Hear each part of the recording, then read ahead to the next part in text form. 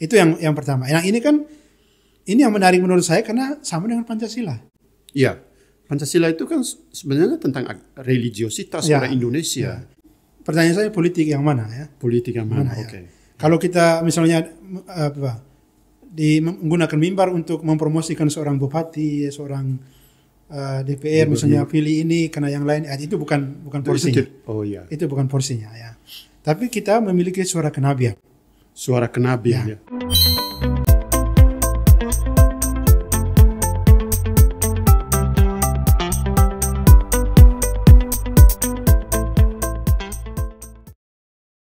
Selamat pagi semua. Program Buka Box kali ini menghadirkan tamu yang baru, Pater Sisko Dose SVD, dosen filsafat di IFTK Ledelero.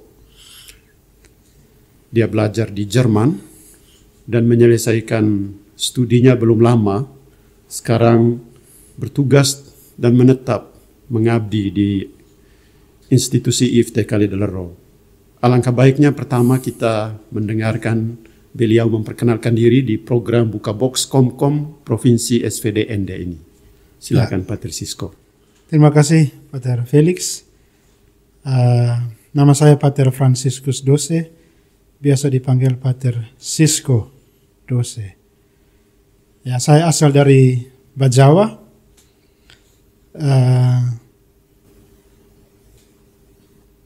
Dari tahun 2003 sampai 2005 saya boleh mengenyam pendidikan filsafat dan teologi di STFK Ledelero yang sekarang menjadi IFTK Ledelero. Lalu tahun 2005 saya bersama satu teman dari Manggarai kami ke Jerman untuk melanjutkan studi teologi di sana. Waktu itu kami sudah semester 6 di sini dan melanjutkan studi di Sekolah Tinggi Filsafat dan Teologi San Agustin di Jerman. Bagaimana pengalaman awal waktu baru tiba di sana? Apakah terjadi semacam cultural shock di Jerman? Belajar bahasa, komunitas, membangun komunikasi dengan orang-orang dari budaya yang sedikit berbeda dengan kita. Ya, tentu ada shock budaya ketika tiba di Jerman karena semuanya baru untuk kami atau untuk saya, dan kami langsung mulai dengan studi bahasa Jerman waktu itu atau belajar bahasa Jerman sekitar 9 bulan karena itu ada persyaratan untuk bisa studi di sekolah tinggi ya. Dan setelah 9 bulan kami mengikuti ujian dan setelah ujian kami mulai sekolah di Sekolah Tinggi Filsafat dan Teologi San Agustin. Itu kami mulainya atau saya mulai pada bulan September tahun 2006 dan selesai tahun 2009 karena banyak kuliah yang sudah diakui di sini. Saya hanya meneruskan saja kuliah di sana, lalu beberapa kuliah sudah diakui, saya tinggal mengambil kuliah-kuliah yang sisa sehingga saya membutuhkan waktu 3 tahun dan untuk menyelesaikan studi di sana. Hal menarik tadi Sisko berbicara tentang belajar bahasa. Ya, bahasa itu penting sebagai pintu masuk ke dalam kebudayaan bangsa. Karena belajar bahasa Jerman sebagai pintu masuk untuk masuk ke dalam budaya Jerman. Dan kita tahu bahwa budaya Jerman itu budaya dengan tingkatan kesadaran mereka yang tinggi. Ya, budaya akademik, tradisi filsafat begitu kuat. Hegel, Kant, Husserl, Heidegger, dan Heidegger sendiri berbicara tentang bahasa sebagai rumah sang ada. Apakah Pater Sisko mempunyai kesan tertentu tentang struktur bahasa Jerman ini? Karena itu itu struktur berpikir, gramatika, mungkin bisa bicara sedikit bagaimana bahasa Jerman membantu Pater Sisko untuk mengerti dunia kultur Jerman itu sendiri. Mungkin ada kesan. Ya, bahasa Jerman itu bahasa yang cukup rumit. Ya, cukup rumit karena kalimatnya cukup panjang. Ya. Kalimatnya cukup panjang dan rumit. Dan biasanya kata kerja kalau sudah ada anak kalimat misalnya, itu biasanya kata kerjanya bagian belakang. Oh gitu. Sehingga kita harus menunggu sampai orang omongnya selesai, supaya bisa mengetahui apa yang dimaksudkan. Ini yang menarik bahwa kalimat Jerman kata kerja ditaruh bagian belakang. Beda dengan kalau ada anak kalimat misalnya bahwa, misalnya ada kalimat-kalimat selanjutnya. Kalau kalimat biasanya ditempatkan di posisi kedua. Berarti kalau kita omong dengan orang Jerman, ketika mereka berbicara, kita mesti mendengar dulu mereka sampai mereka selesaikan pernyataan mereka, baru kita bisa mengerti maksud. Gitu. Menurut dalam struktur atau dalam grammar bahasa Jerman. Tapi dalam praksis orang biasanya menyingkat. Tapi kalau dalam secara grammar itu biasanya sampai kita menunggu sampai terakhir. Misal kalau ada kata orang mengatakan bahwa, kalau sudah bahwa kita menunggu kata kerjanya sampai terakhir. Itu menarik. Berarti kita butuh waktu untuk memahami betul sampai ke tingkat cita rasa seperti orang Jerman dalam berbahasa. Sampai saya yakin Pater Sisko setelah menyelesaikan studi teologi, apakah pernah bekerja di Proki? Ya, saya setelah selesai studi tahun 2009. Ditabiskan di sana? Ditabiskan di sana tahun 2010. 2009 saya langsung ke Proki sebagai diakon. Dan ditabiskan tahun 2010. Lalu setelah itu bekerja di Proki selama 9 tahun. Di Proki dan di sekolah. Di sekolah tingkat SMP SMA. Di Proki itu pelayanannya apa? Di sekolah pelayanannya apa? Di Proki pelayanan seperti biasa di sini. Tadi pelayanan sakramen, misa yang pokoknya seperti di sinilah. Penguburan orang sakit, kunjungan orang sakit, lalu komuni pertama, krisma. Lalu di sekolah itu lebih kepada pendampingan anak-anak. Pendampingan anak-anak yang bermasalah, lalu merayakan misa bersama mereka. Pendampingan anak-anak lalu lebih kepada liturgi, memperkenalkan liturgi, memperkenalkan misa, lalu mendampingi mereka secara iman juga, bagaimana mereka berkembang dalam hal iman. Berarti dari pengalaman melayani orang Jerman di Proki dan melayani orang Jerman di sekolah, berarti Pater Sisko bisa memiliki suatu pemahaman tentang iman. Bahwa orang Jerman masih memiliki iman dan iman itu masih hidup di sana. Masih hidup. Terutama di daerah-daerah perkampungan kita masih lihat bahwa iman masih hidup.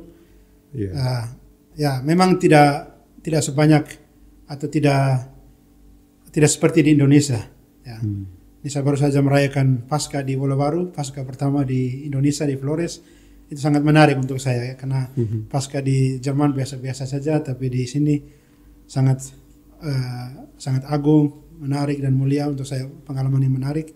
Nah, kita bisa membandingkan. Tapi bukan berarti bahwa mereka juga tidak beriman di sana. Jadi imannya tetap ada dan iman itu bisa konkretisasi dalam tindakan-tindakan sosial misalnya. Mereka siap untuk membantu, mereka siap untuk membantu. Jadi, tingkat solidarnya cukup tinggi dan ini merupakan suatu konkretisasi dari iman Kristiani juga kan. Baik, Pater Sisko, kita masih melanjutkan bincang-bincang kita. Selanjutnya setelah belajar berpastoral di Proki bersama umat dan kaum muda di sekolah, Pater Sisko kan memutuskan untuk melanjutkan studi filsafat. Benar. Ini yang menarik, kita mau gali lebih jauh, lebih dalam. Dan Pater Sisko memilih sekolah apa dan penelitian di bidang filsafat itu tentang apa? Setelah 19 tahun di Jerman, setelah 10 tahun di Proki, bekerja di Proki, saya menulis Pater Lukas waktu itu sebagai provinsial untuk menyampaikan keinginan saya untuk kembali ke Indonesia. Lalu Pater Lukas mengatakan, kami menerima dengan tangan terbuka. Jika ada kemungkinan kamu bisa studi lanjut di sana, mengambil S3 atau mengambil studi doktoral. Mereka menganjurkan saya, memberi saya 3 bidang waktu itu, katekese, eksegese, dan filsafat. Akhirnya saya memilih bidang filsafat karena seperti yang Pater katakan, Jerman cukup kuat dalam bidang filsafat. Dan saya kemudian melanjutkan studi doktoral di Hochschule für Philosophie di München. Itu sekolah milik siapa? Sekolah tinggi filsafat di München, sekolah milik Yesuit, orang Yesuit. Dan dari sekolah itu juga Pater Otto Gusti, rektor kita, Romo Frans Manyi Suseno, juga di situ. Juga Frankie Budi Hardiman, Romo Matias Daven. Di situ ya. Karena sangat kuat filsafat di situ. Filsafatnya hanya cukup kuat filsafatnya di situ. Penelitian saya itu berhubungan dengan atau saya tertarik dengan tema relasi antara agama dan politik. Jadi relasi antara agama dan politik ini sebuah iqbal yang menarik dan hal yang juga penuh tantangan dalam lintasan sejarah. Ya, kan agama menurut saya itu adalah sebuah fenomen yang ambivalen. Ya. Di satu sisi dia bisa mendukung negara, memberikan kestabilan bagi negara karena dia memberikan atau menawarkan nilai-nilai esensial seperti solidaritas, seperti kebersamaan, seperti perdamaian. Tetapi di sisi lain agama sering dipolitisasi. Ya. Orang menggunakan simbol, narasi agama untuk sebuah mobilisasi persuasif untuk masalah-masalah, untuk menjadi legitimasi terhadap masalah-masalah yang sebenarnya bukan masalah agama, masalah ekonomi, masalah politik, tapi orang menggunakan simbol agama. Itu menarik, itu ambiguitas posisi agama dalam hubungan dengan politik. Agama harus menjadi semacam lilin yang bercahaya untuk memancarkan kerohanian, spiritualitas atau energi tentang kehidupan yang baik untuk politik, tapi juga seringkali agama membiarkan diri dipolitisir oleh politik. Pater Sisko, mengapa tertarik dengan dua dunia ini, politik dan agama? Satu itu dunia sekular, politik itu dunia sekular, agama itu dunia sakral. Jadi kelihatannya ini menarik ini, mempertemukan sekularitas dan sakralitas politik dan agama. Dari perspektif filsuf siapa atau pemikir siapa? Ya, saya tertarik dengan kedua hal ini dan mengambil perspektif dari kedua filsuf era modern, yaitu filsuf Thomas Hobbes dan Jean-Jacques Rousseau. Yang menarik untuk saya, bahwa mereka kedua filsuf ini mereka mengkritik agama pada waktu itu, dalam konteks mereka, tetapi mereka tidak mau mengeliminasi agama dalam sistem teori mereka, teori pembentukan negara. Jadi kita kenal mereka dua ini sebagai filsuf kontraktualis, yang teori pembentukan negara misalnya. Dan mereka ini, kedua filsuf ini, walaupun mereka mengkritik agama, tetapi mereka tetap melihat hal yang sakral ini penting untuk hal yang sekuler, seperti yang Pak katakan. Menarik bahwa Rousseau dari perspektif Prancis, Hobbes dari perspektif empirisme Inggris, Rousseau dari perspektif Aufklärung Prancis. Dua-duanya mengkritik agama, tapi sekaligus memandang bahwa agama itu tetap penting di ruang publik. Peranan agama di ruang publik tetap penting. Apakah itu berarti bahwa mereka mengkritik dengan tujuan untuk membantu agama merevisi diri kembali, atau mereka mengkritik sambil membiarkan agama itu menunjukkan peranannya di ruang publik seperti politik itu? Dua-duanya. Yang pertama itu, kalau kita mengkritik sesuatu, misalnya mengkritik agama, berarti kita juga membantu agama untuk menemukan dirinya sendiri, untuk merevisi, seperti Pak katakan. Merevisi, maksudnya agama yang bagaimana? Agama yang seperti yang ajarkan Yesus Kristus misalnya, agama yang menunjukkan nilai-nilai Kristiani.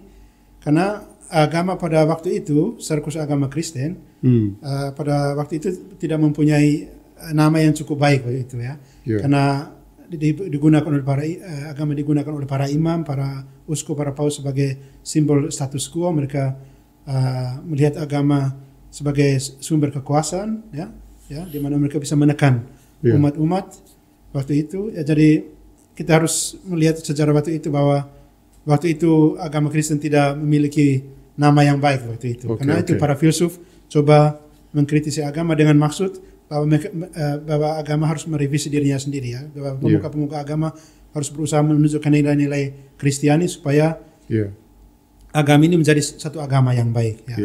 Namun mereka juga mengambil nilai-nilai agama ini untuk negara. Oh, untuk negara. Untuk negara. Misalnya dari Hobbes, misalnya, itu Hobbes, menurut Hobbes, agama tidak bisa dieliminir. Kita tidak bisa mengeliminasi agama karena dalam diri setiap orang ada benih-benih agama, ada seeds of religion. Jadi dalam diri setiap kita ini ada benih agama. Nah, sekarang bagaimana kita berusaha untuk mengambil benih-benih agama ini untuk keamanan dan stabilitas sebuah negara. Ya. Dan menurut dia, urusan agama ini juga menjadi urusan negara. Jadi sovereign yang menjadi yang harus mengurus agama. Karena Hobbes waktu itu cukup pesimistis dengan para pemuka agama, dengan para pemuka agama yang seperti saya katakan tadi, yang kurang menunjukkan kehidupan yang cukup baik. Karena dia mengatakan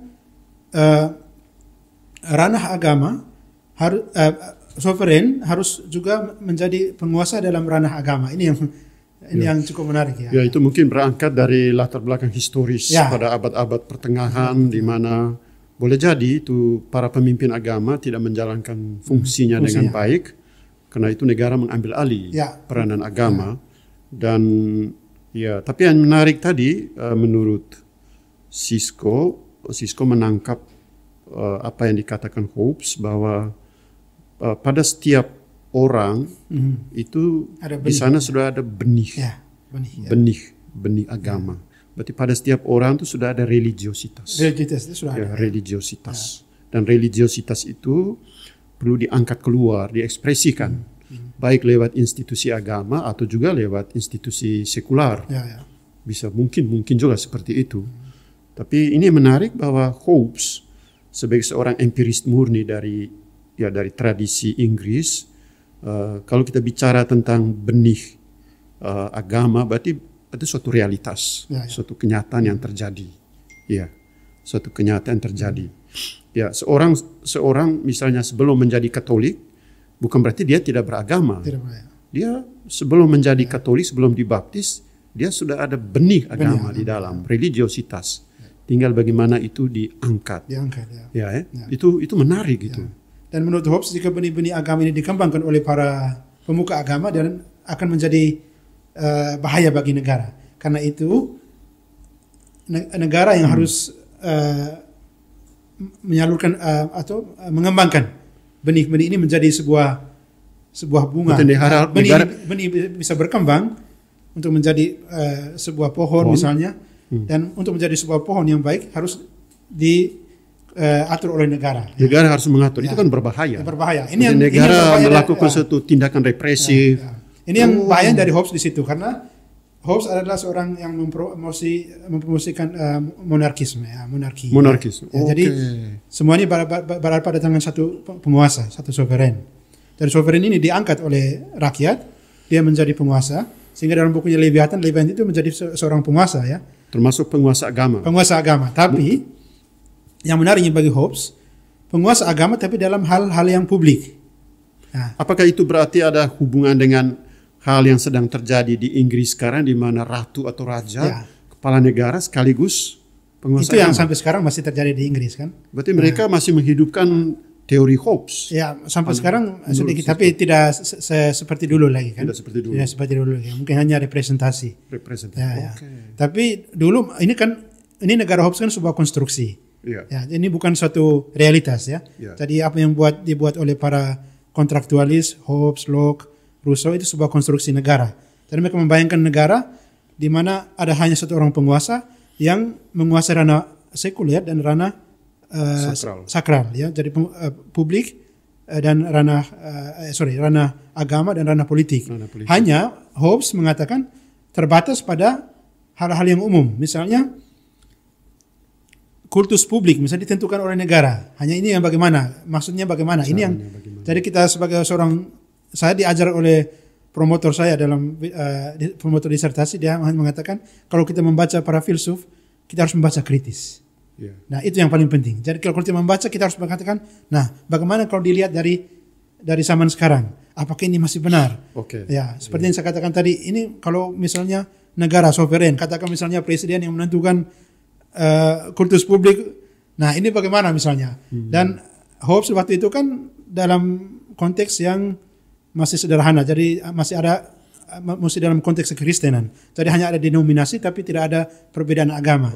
Lalu sekarang misalnya konteks hopes ini dimasukkan dalam sebuah negara yang memiliki kemajemukan dalam agama, jadi kita tidak bisa tentukan misalnya ranah publik, kultus publiknya hari Minggu, lalu bagaimana dengan mereka yang Islam? Apakah mereka tidak boleh mengaji pada hari Jumat misalnya? Baik, menarik ini, Sisko. Itu hopes terkenal dengan apa yang disebut Leviathan. Leviathan, ya. Mungkin bisa menjelaskan sedikit Leviathan itu apa sebenarnya dalam konteks filsafat politik hopes?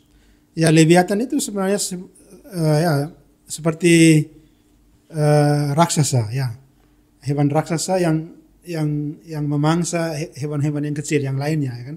Predator, ya. Ada simbol kekuatan seorang penguasa. Jadi penguasa ini seperti Leviathan. Yang Hobbes sebut dengan Deus Mortalis. Deus Mortalis. Ya, Tuhan yang bisa mati. Ya, itu untuk membedakan Tuhan yang. Jadi dia Tuhan tapi tidak kekal. Tidak kekal. Ya, dia berkuasa tapi kekuasaannya terbatas. Ya. Itu ada dalam Injil juga. Jadi Hobbes itu mengambil Leviathan ini dari Injil. Kalau tidak salah ada dalam Mazmur dan dalam kitab Ayub.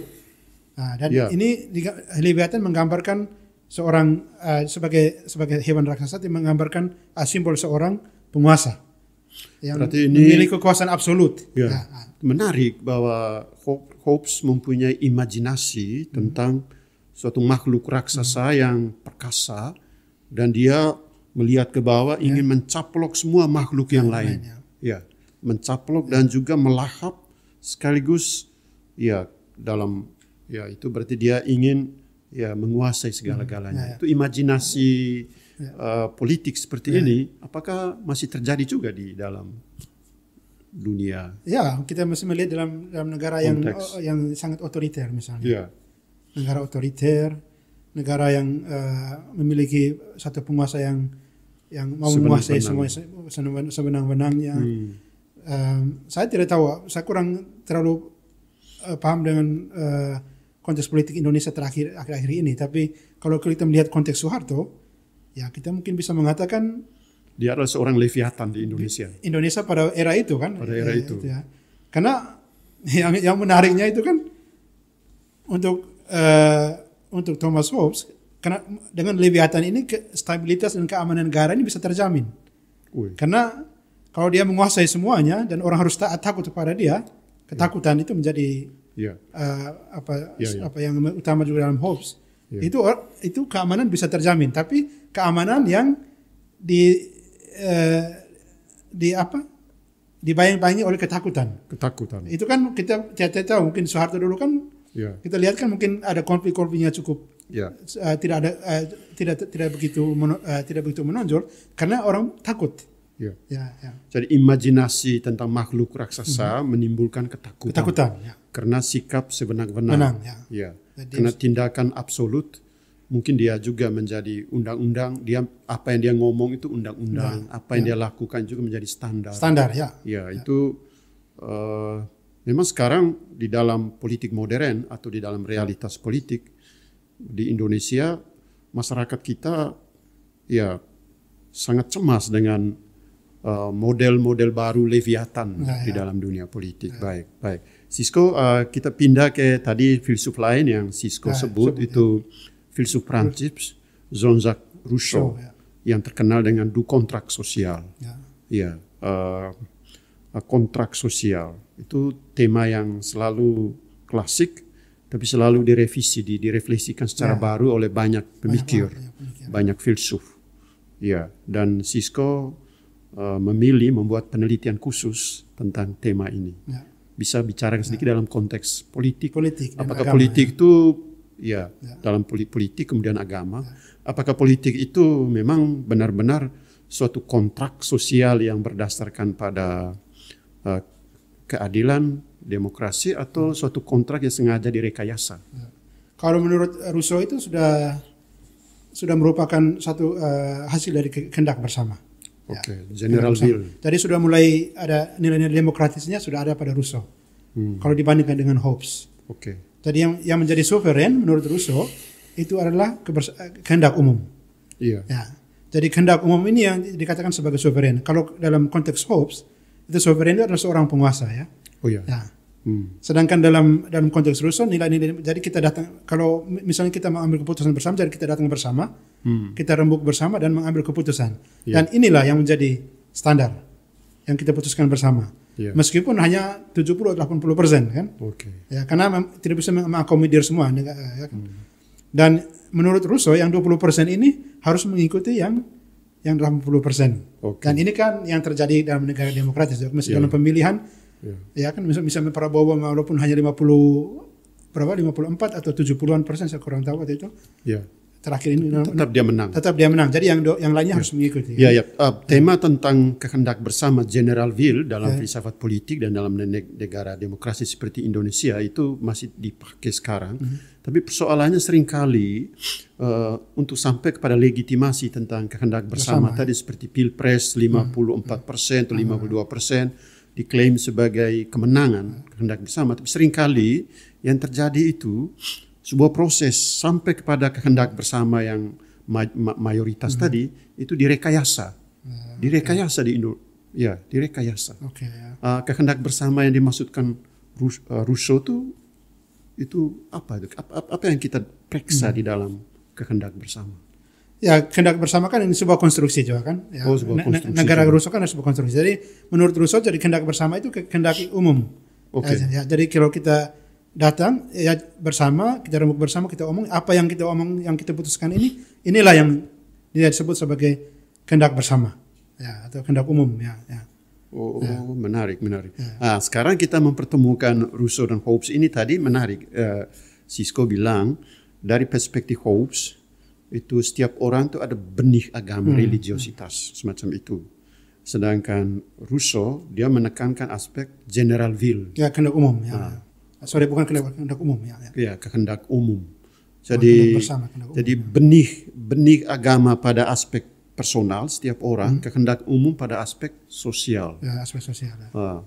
Dua hal ini dipertemukan dalam penelitian Sisko tentang politik dan agama. Ya.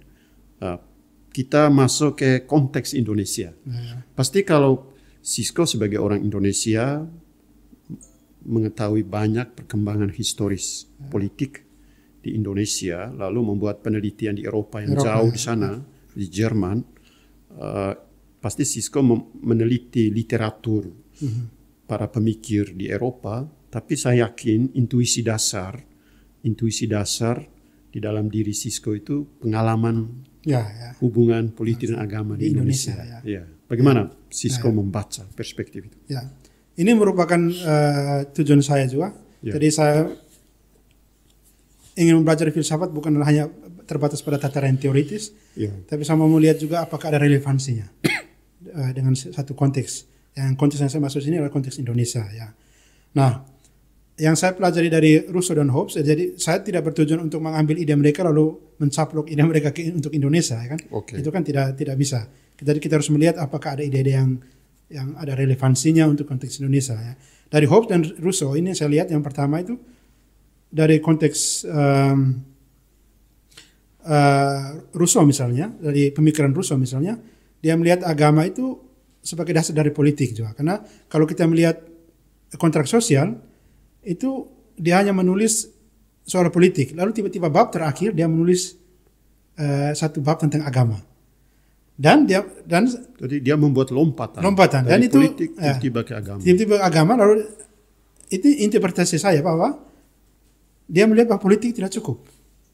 Ya, politik tidak cukup untuk meminta orang untuk mengikuti hukum, undang-undang, untuk mengidentifikasikan diri dengan negara, untuk berkorban bagi negara. Politik tidak cukup, hukum, undang-undang cukup. Jadi politik in se tidak cukup. Ya, karena itu dia butuh sesuatu yang lain di luar dari dirinya. Ya. Dia membutuhkan satu agama untuk menyinggung orang pada tingkat afeksi, untuk mengidentifikasi diri dengan negara, untuk bertindak secara moral. Nah, ini menarik.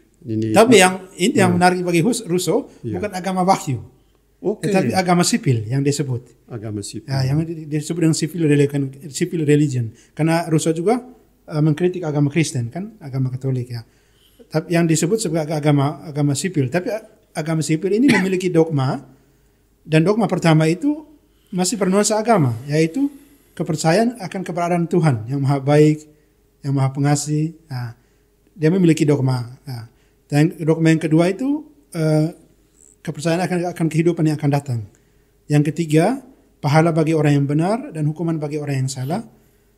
Dan yang keempat, kesucian kontrak sosial. Dan yang kelima itu toleransi. Jadi tetap ada nilai agama di dalamnya. Ya.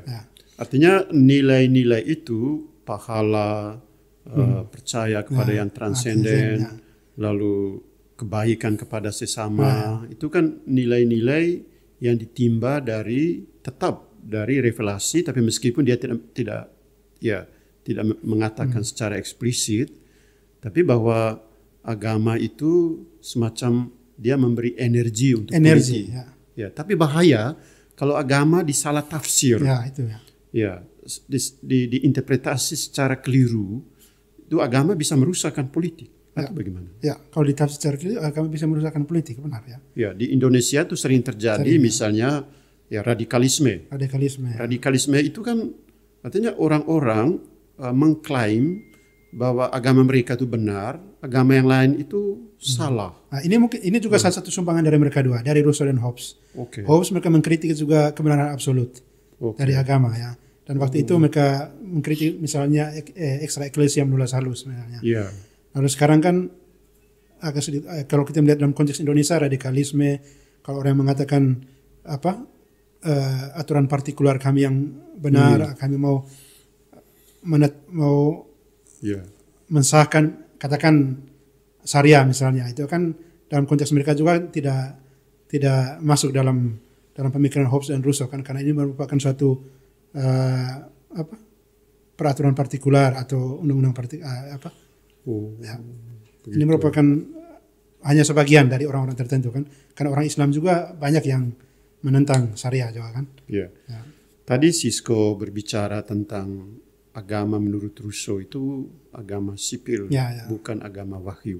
Agama sipil itu ciri khasnya apa misalnya? Agama sipil itu agama yang dibentuk oleh negara, oleh suveren untuk mendukung sistem politik.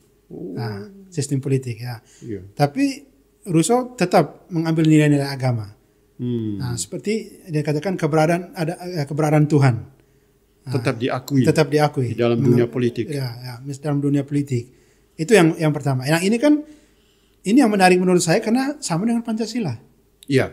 Pancasila itu kan sebenarnya tentang religiositas orang Indonesia. Dan ini kan bisa dikatakan Pancasila sebagai agama sipil Indonesia. Agama sipil. Karena yang pertama, Indonesia itu ketuhanan yang Maha Esa. Jadi sistem politik Indonesia itu berdasarkan pada ketuhanan yang Maha Esa. Dan Sisko tahu bahwa Soekarno dia menemukan 5 prinsip itu di sini, di ND ini, di tempat di mana kita sedang membuat podcast ini, di komunitas itu. Ketika ada pembuangan ke ND, setiap sore jam 4-5 dia datang ke komunitas Santo Yosef, bincang-bincang dengan pastor misionaris Belanda. Waktu itu dia digadang-gadang menjadi presiden pertama. Dan seorang misionaris bertanya, kira-kira kalau engkau mau menjadi presiden, nilai-nilai apa yang akan engkau angkat ke permukaan dari bumi Indonesia ini, yang kira-kira bisa menyatukan seluruh Indonesia yang multikultural ini. Dia bilang, yang pertama pasti humanisme, yang kedua nasionalisme, yang ketiga demokrasi. Yang keempat demokrasi sudah tadi. Dan juga itu keadilan dan juga ketuhanan. Itu Soekarno sudah, berarti Pancasila yang pertama Pancasila yang kelima dulu yang kelima. Itu soal urutan kan. Lalu tapi kan Soekarno sudah menangkap dari bumi Indonesia suatu religiositas agama sipil di sini kan. Berarti itu pandangan Rousseau tadi mungkin bisa. Itu kan itu kan Rousseau melihat agama sebagai dasar dari sistem politik itu karena menurut dia itu orang yang beragama itu orang yang bermoral. Nah, ini tentu kita bisa pertanyakan juga ya kan. Dalam bukunya Emil tentang pendidikan. Itu dia mengkritik ateis. Jadi dia mengatakan orang ateis itu orang yang apatis. Nah, jadi orang yang orang ateis orang yang tidak bermoral ya. Nah, orang-orang ini tidak bisa memberi kontribusi bagi negara. Karena dia membutuhkan orang-orang yang mengidentifikasikan diri mereka dengan negara. Nah, orang yang mau berkorban dengan negara. Nah, orang-orang yang ateis ini tidak mampu menurut dia. Makanya untuk dia agama sipil ini wajib. Jadi kewajiban bagi setiap warga negara dalam negara Russo untuk mengakui agama sipil. Jadi orang yang tidak mengakui agama sipil ini akan dibuang dari negara Russo, dari konstruksi negaranya. Bahkan kalau orang yang sudah mengakui agama sipil tapi tidak berbuat seolah-olah tidak mengakui, mereka akan dihukum mati menurut Russo. Ya. Itu berarti bahwa pandangan Russo juga mengabaikan HAM. Ya, ini yang saya juga mengkritik bahwa dan juga dia mengatakan bahwa seorang ateis tidak memiliki kemampuan moralitas. Nah ini kan kita bisa kritik juga kan. Baik Sisko, hal lain yang ingin saya angkat karena kita berbicara dari perspektif filsafat dan perspektif itu tentang politik dan agama. Tadi dalam bincang-bincang kita, Sisko berbicara tentang satu aspek yang hemat saya itu sangat esensial dalam filsafat, dalam berpikir, yaitu kritik. Kritik politik terhadap agama atau kritik agama terhadap politik atau bagaimana kita mengkritik bagaimana politik memperalat agama dan lain-lain. Saya teringat Kant, filsuf Jerman yang terkenal yang menulis 3 traktat tentang kritik akal budi murni dengan pertanyaan penting apa yang dapat saya ketahui. Kritik akal budi praktis dengan pertanyaan fundamental apa yang harus saya lakukan. Dan kritik atas keputusan estetis apa yang boleh saya harapkan. Kalau kita bicara tentang agama itu kan membawa harapan. Harapan seperti mendiang kita Paus Fransiskus menulis harapan yang tidak mengecewakan. Harapan yang tidak mengecewakan. Peziarah harapan. Peziarah harapan ini menarik ini. Hari-hari ini umat Katolik sedunia sedang menyiapkan diri untuk berpamitan dengan pemimpin besar Paus Fransiskus yang menyalakan kembali api kesadaran kita tentang peziarah harapan. Saya mau minta Sisko memberi komen sedikit tentang orang beriman yang berziarah dalam harapan, tapi sekaligus orang beriman yang berada di dalam posisi politik. Sepertinya para gubernur, politik, ini bupati, DPR, camat, desa itu orang-orang yang mempunyai posisi di ruang publik, politik, tapi mereka semua orang-orang beragama yang rajin ke gereja, rajin berdoa, rajin menerima tubuh Kristus. Tapi seringkali yang kita lihat kasus yang paling besar itu kasus korupsi.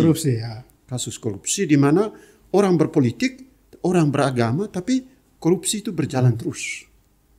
Atau yang kedua, perjuangan kita terhadap geotermal.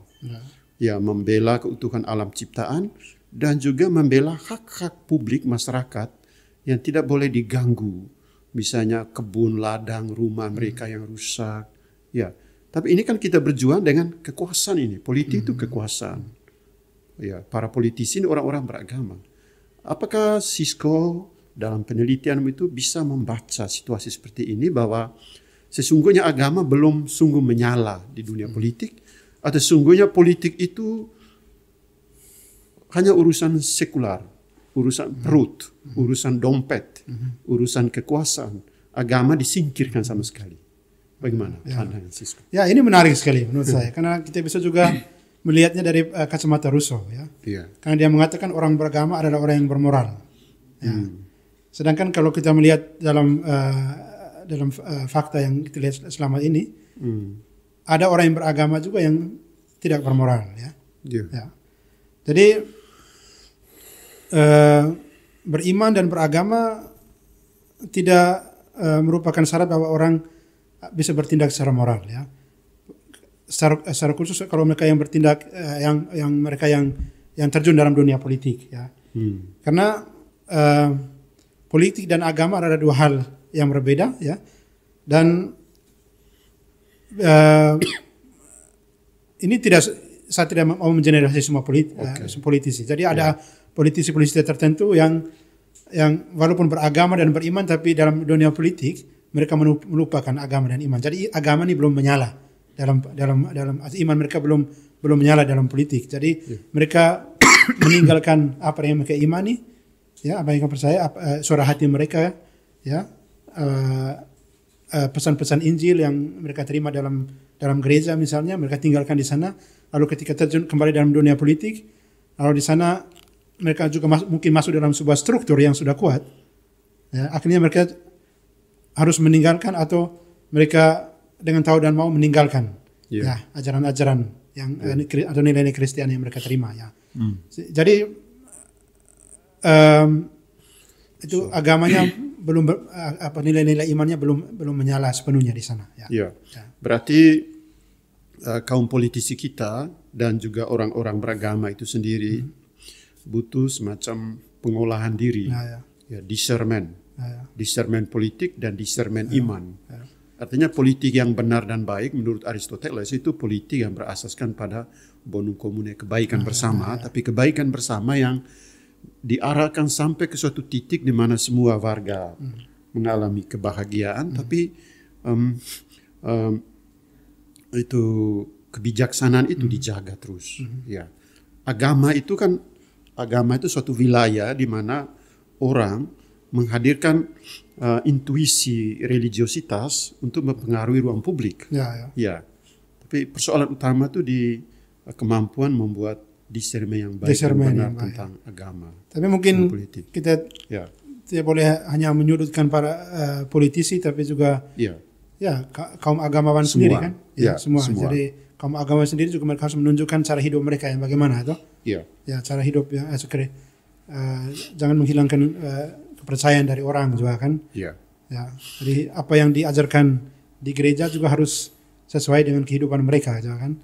Jadi dengan kehidupan iman mereka, jadi kehidupan politik kan itu kan menyangkut kebersamaan. Jadi ketika mereka masuk dalam ruang publik itu mereka sudah berpolitik juga, ya kan? Jadi kita para imam jika kita hidup dalam ruang publik, misalnya kita di situ juga berpolitik, dan di situ juga kita harus membawa nilai-nilai Kristiani juga kan? Ya, karena Kristo membuat penelitian khusus tentang politik dan agama, dan kita yang bincang-bincang di sini itu dari latar belakang agama juga, pastor. Izinkan saya mengaitkan itu dengan gereja dan politik. Gereja dan politik. Apa hubungan kedua hal ini? Sering dipersoalkan bahwa orang-orang beragama atau pemimpin agama itu tidak boleh terlalu jauh terjun di dalam politik, karena itu bukan wilayah mereka. Atau bagaimana menurut Sisko? Pertanyaan saya politik yang mana ya? Politik yang mana? Oke. Kalau kita misalnya menggunakan mimbar untuk mempromosikan seorang bupati, seorang DPR misalnya pilih ini karena yang lain, itu bukan porsinya. Itu bukan porsinya ya. Tapi kita memiliki suara kenabian. Suara kenabian ya. Suara kenabian itu yang penting bagi kita. Kita sebagai nabi, imam dan raja. Kan? Jadi seorang imam dipanggil sebagai nabi, imam dan raja. Jadi, peranan nabi itu melihat ke depan. Dengan kacamata kritis tentang realitas sosial. Ini yang peran kenabian kita kan. Peran kenabian. Berarti ada hubungan dalam berpolitik, kita tetap berbicara sebagai seorang nabi. Ya, kita harus melihat misalnya ada realitas kemiskinan di mana. Lalu kita berusaha untuk melihat akarnya di mana. Dan kemudian menyuarakan. Itu seperti yang Pak katakan dengan persoalan geotermal. Kita berpihak pada mereka yang dirugikan. Misalnya kita melihat ke depan ini apa konsekuensinya apa kan? Jadi dengan itu suara itu kita menggunakan suara kita sebagai nabi untuk melihat persoalan-persoalan ekologis yang terjadi misalnya. Ya, memang gereja Katolik lewat para pemimpinnya, paus, uskup, para imam sudah lama menerbitkan apa yang disebut ajaran sosial gereja. Di mana gereja berada di dunia tapi sekaligus terlibat bersama dunia, dan peranan kenabian sebagai misalnya para imam, uskup itu peranan untuk membaca realitas, mengkritisi sistem yang tidak adil, tapi juga tujuan utama itu membela hak-hak orang kecil. Hak-hak yang diabaikan oleh sebuah sistem yang boleh jadi belum tidak becus seperti itu. Baik Sisko, terima kasih banyak untuk bincang-bincang kita kali ini. Semoga ke depan kita akan memperdalam beberapa tema lain, seperti tadi untuk saya menarik itu buku karya Rousseau, Emile, tentang pendidikan. Ya. Dan buku itu dibaca oleh banyak peminat di bidang pendidikan. Ya, boleh. Kita akan menggali lagi. Baiklah, sebelum kita menutup, bisa ada closing statement dari Sisko tentang gereja dan atau agama, politik dan agama. Ya, closing statement dari saya itu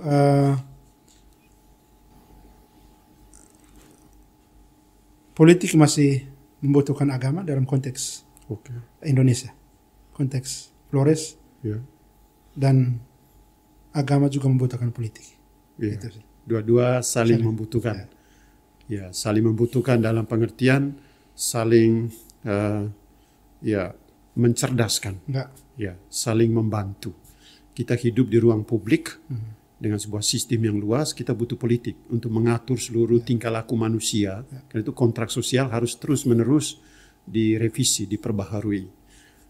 Tetapi politik juga membutuhkan agama karena politik itu harus terbuka terhadap suatu energi kerohanian yang dijaga dan dihidupi oleh agama. Maksudnya begitu. Karena itu agama harus senantiasa merevisi diri juga, menyesuaikan diri dengan tuntutan situasi sambil tetap menjaga substansinya. Ya, iman, kebenaran-kebenaran. Tetap independen. Tetap independen. Itu yang penting ya. Itu yang penting ya. Agama harus tetap independen, tapi karena dia memiliki ruang wilayah tersendiri, tapi dia juga harus tetap terbuka terhadap realitas. Baik, Francisco, terima kasih banyak untuk bincang. Mungkin dari Pater ada closing statement atau bagaimana? Atau ya, saya seperti yang tadi kita katakan bahwa agama dan politik saling mengandaikan. Ya, politik itu ruang sekular, ruang publik dengan demokrasi dan diskursus yang dikembangkan lewat demokrasi. Tetapi politik harus direvisi kembali dalam konteks selalu membuat discernment, pembaruan di dalam diri. Sehingga nilai-nilai seperti keadilan, demokrasi, persatuan, nasionalisme tidak sekedar semacam suatu tema yang orang hanya omong saja, tapi sebenarnya praktek kehidupannya jauh dari nilai-nilai itu. Jadi karena itu politik butuh discernment kembali. Yang kedua, agama. Agama itu sangat penting di ruang publik. Ya, kerohanian dan religiositas sangat penting. Agama itu mewartakan suatu kebenaran yang substansial yang tidak bisa diganggu gugat dengan nilai dari dunia, tapi dia mencerdaskan politik itu. Dia memberi energi bagi politik. Karena itu orang beragama harus tetap beragama dengan baik dan benar. Orang berpolitik harus berpolitik dengan prinsip-prinsip keadilan, tapi juga membawa nilai-nilai agama di dalam politik itu agar tidak saling memperalat. Ya, saya kira di situ. Terima kasih banyak untuk bincang-bincang kita kali ini. Terima kasih. Selamat.